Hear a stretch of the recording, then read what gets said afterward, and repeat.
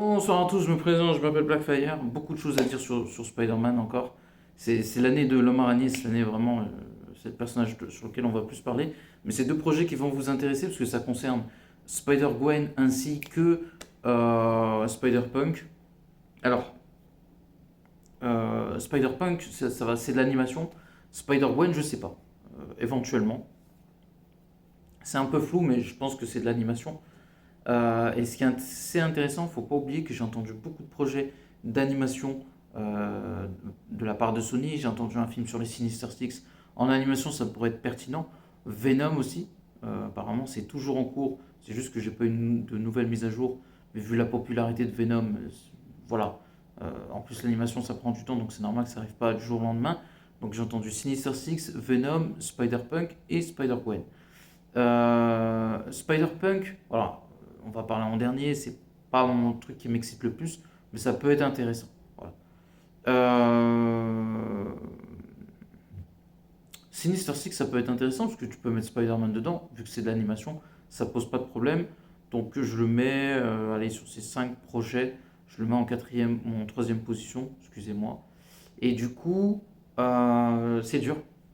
En deuxième position, si c'est de l'animation Spider-Gwen, parce que l'arc où MJ devient Venom et... non, mais MJ devient Carnage et elle devient Venom en train d'affronter... comment ça s'appelle? Bah, MJ avec le symbiote de Carnage, ça peut être une dinguerie totale. Dans le comic, c'est incroyable. Ça, franchement, j'ai pas lu 50 millions de comics sur Spider-Gwen, mais cet arc-là, c'est un bijou total. C'est vraiment incroyable. En fait, c'est extrêmement humain, paradoxalement, même s'il y a une forme de monstruosité du fait que Gwen devient Gwen Venom et MJ Carnage. En fait, c'est compliqué. Si vous voulez, il y avait Peter Parker qui se retrouve entre les deux, mais Peter Parker meurt. Donc, du coup, MJ pète les plombs, elle se retrouve avec le symbiote de Carnage. Et en fait, il faut savoir que Gwen Stacy et MJ étaient meilleurs amis. Et le fait que Gwen utilise le symbiote de Venom et qu'il y a un combat entre les deux, c'est hyper intéressant parce que tu vois leur détresse, leur tristesse à tous les deux. Et visuellement, c'est incroyable et émotionnellement aussi. Et c'est très, très, très, très réussi. Donc, ça, en film, moi, je dis oui tous les jours. En plus, je peux. King in Black, elle est dans cet arc-là, mais elle n'a pas un rôle hyper important. Mais tu peux adapter des choses.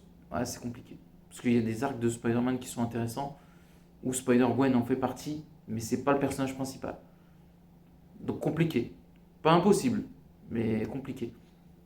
Après, Venom, est-ce qu'on a vraiment besoin d'en parler? Parce que Venom, c'est Venom, quoi. Qu'est-ce que tu veux faire? C'est le personnage le plus populaire et un des plus intéressants de tous ceux que je viens de citer. Donc ouais, Venom, carrément, ça peut être complètement cool. Donc voilà, c'est tout ce que j'avais à dire.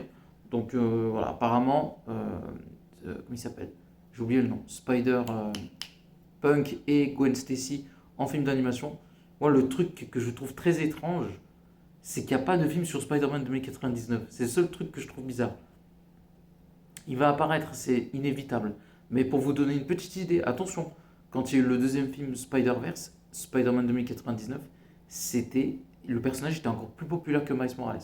Sachant que Miles Morales, il y a eu les jeux et le film Spider-Verse, le fait que, pour, on va dire, le grand public, entre guillemets, même s'il y a eu un jeu avec Spider-Man 2099, on n'a pas eu un film sur lui. Et dans le film d'animation, il a volé la vedette à Miles Morales. Et on va le revoir dans le troisième film. Je pense, et même plus tard, je pense que c'est inévitable. On a un film sur Miles Morales qui arrive. J'espère qu'on aura un film sur Spider-Man 2099 parce que c'est un Spider-Man qui est énormissime, exceptionnel. Donc n'oubliez pas de commenter, like la vidéo et